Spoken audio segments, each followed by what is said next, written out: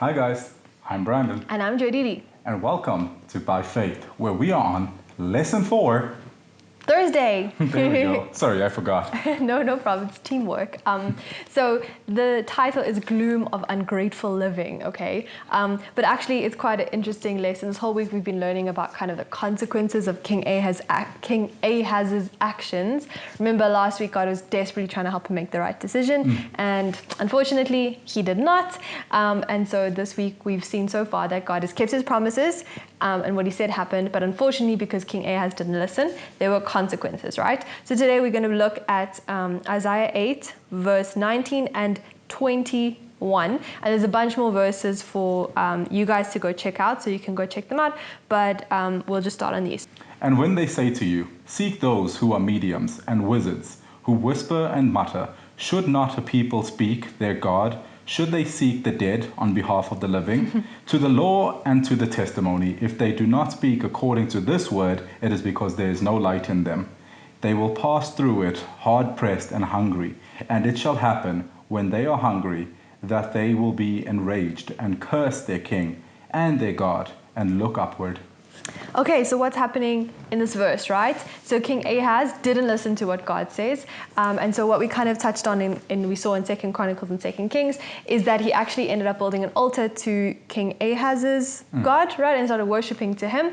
And basically they're saying they're going to go look to mediums. Now mediums are like witches and wizards and all those types of things. They consult with the dead. Exactly, right? Yeah. They don't I like talk to think to God. of them as like medium. Yeah. And like medium, like they're in the middle of like the dead and the humans. Like they consult on behalf with the living what the dead are saying, but they wicked wizards and witches. Yes, exactly. And what I love, what you just said, is with the dead, right? So what I love, the lesson says, basically, I can't say exactly. Oh yeah, seek the dead on behalf of the living. And it kind of asks the question, right? Like, why are we going to the dead? Okay. And to me, usually when we're like scared about something, we're often scared about death or illness or something. Yeah. And then why are we going to go ask the dead for it? Because they obviously didn't do that much better than us, right? It's like asking the poor for financial advice. Exactly.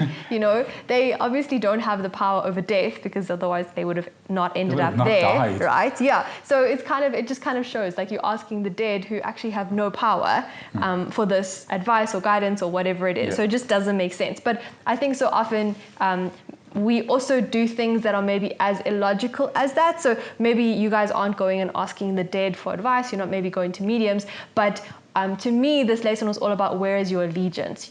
God was desperately trying to reach out to Ahaz and say to Ahaz, like, I'm here for you. And Ahaz is like, nah, I'll go ask other people for advice. I'll go ask other gods, right? Resilience. Exactly. And God's often in our lives trying to say, just trust me, I'll help you. And we're like, nah, I'm going to go make my own plans. I'm going to go ask, the person at work, or go try this, like maybe a substance, you're going to rely on a substance to help you get through a tough time. Smoking will get me through this. Exactly, right? So we often have different things, not necessarily mediums and reaching out to other gods, but I think the same principle can be applied, right? And then the next thing that it touched on was that the result of his disobedience was that his people were going to end up hungry and like, sad and grumpy, and they'd actually turn on him in the end, okay? And I think that was almost, to me, it's kind of like justice or something, because it was his bad choices. But I also think it shows often we make bad decisions, and we feel like we don't listen to God, and then what happens in the end? We feel like, oh no, God's abandoned us. He hasn't even helped us, right? Meantime, we didn't take his advice. Exactly. Meanwhile, the whole last 2 weeks we've been looking at how God is desperately trying to help King Ahaz, and then King Ahaz goes his own way and he's like, oh snap, my God's not helping me. Let me go try all these other gods, and he just ends up in this pit, right? And yeah, that's exactly what happened. 2 Chronicles 28 verse 27. You guys can go read it. But King Ahaz didn't even get a proper funeral. The people were so angry with him and what he had done to their kingdom that he didn't even get like a king's funeral. They were really upset with him. So Isaiah's prophecy came true.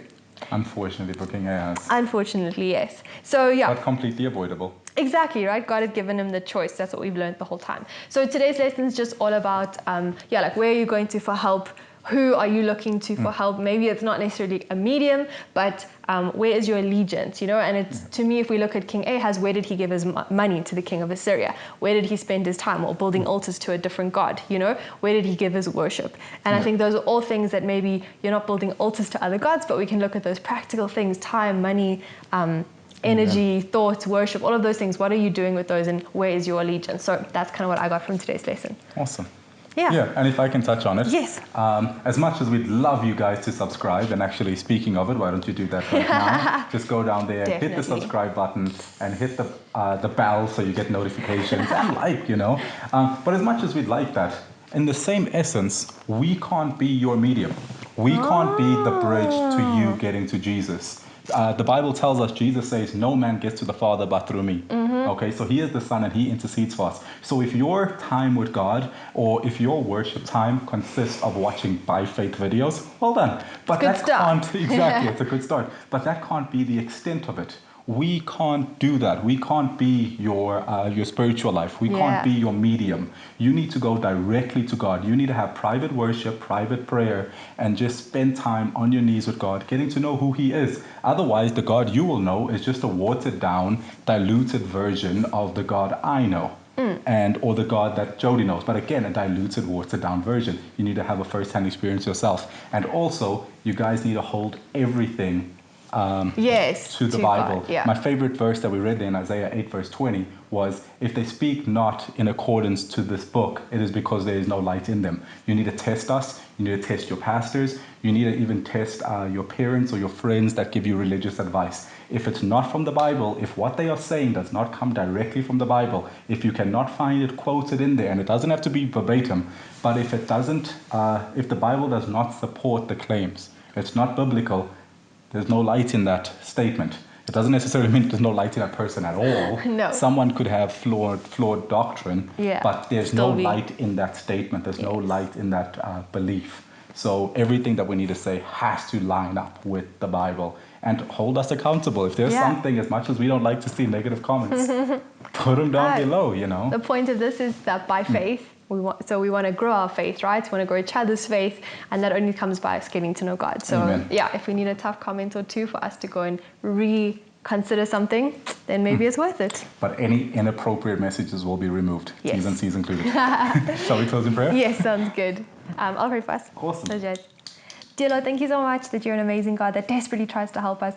But Lord, help us to remember that sometimes it's us that push ourselves away from you, Lord. Help us to learn to go to you for help instead of all the other things that are trying to distract us and pull away from you, because while they maybe seem to provide us with help, they really don't.